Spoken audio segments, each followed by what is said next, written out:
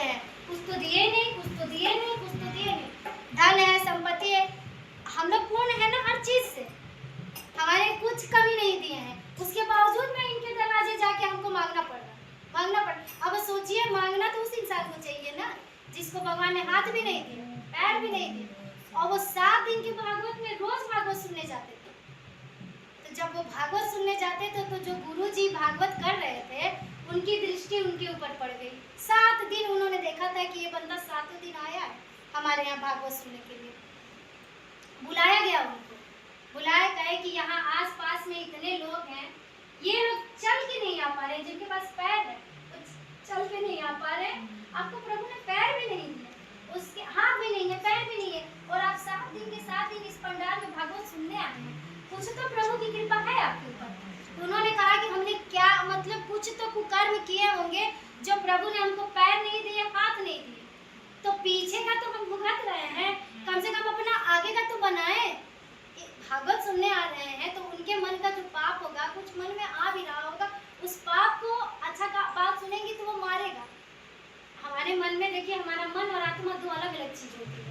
अब कोई अगर ये कह दे कि ये काम हम किए हैं कोई चीज, और मेरे आत्मा ने ये चीज को लिए गलत काम के लिए रोका नहीं, ऐसा हो ही नहीं सकता। आप सुनिए तो मन तो चंचल है, ये आपको सही रास्ते पे चला ही नहीं सकता है।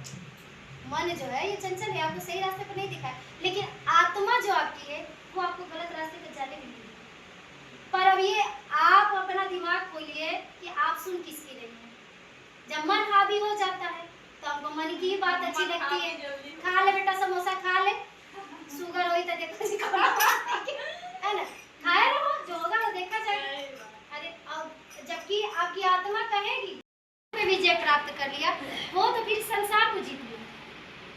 मन के हिसाब से हम चलेंगे, मन ना वो मन तो आगे भगाएगा, गलत रास्ते पे ही चलाएगा, वो अच्छी सलाह आपको कभी नहीं दे सकता।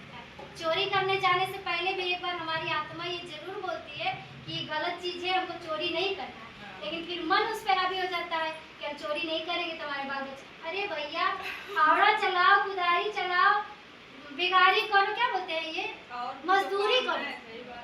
हाँ, ये भी अच्छा काम है ना, इससे आप पैसा कमा सकते हैं। और ये तो जबरदस्ती प्रभु को दोष देता है आदमी कि प्रभु की मर्जी से हो रहा है। अब ये बताइए, प्रभु आपको कह रहे हैं कि जाके चोरी कीजिए, नहीं कह रहे हैं ना, वो बुद्धि में किसने डाला? उसकी बुद्धि विशुद्ध है, उसकी बुद्धि भ्रष्ट है। भगवान नहीं ना, देखिए भगवान ने आपको बनाया है।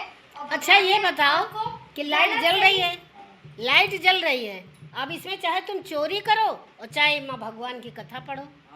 नहीं भाई लाइट नहीं कह रही तुमसे गलत करो। आंटी ने कहा कि चोर को किसी ने बोला नहीं, मन में चोरी करने जा रहा है, और एक तरफ वो ये भी कह रहा है कि मेरे बाल बच्चे क्या खाएंगे। अभी मैं बता तो रही हूँ, रचा किसने? ये सुनिए, वही मैं बता रही हूँ। तर्क जरूरी है। हाँ, ये नहीं, आपको अब आप अपनी आत्मा रोकती है और मन कहता है गलत देखिए, करो। आपके परिवार की जो परवरिश है, आप मजदूरी करके भी कर सकते हैं, पर चोरी नहीं करना। प्रभु ने आपसे नहीं कहा कि आप चोरी करें, वो मना कर रहे हैं कि गलत काम है। आप काम करो, मेहनत करो, मेहनत मजदूरी मन के बहकाए में मत आना। मन से बड़ा बहरूपिया ना कोई है ना, इससे बड़ा बहरूपिया कोई नहीं है। तो प्रभु, अच्छा ये बताइए कि इस पूरे शरीर में सबसे ऊपर क्या है? सबसे ही ऊपर क्या है? ब्रह्मांड। सर दिमाग है।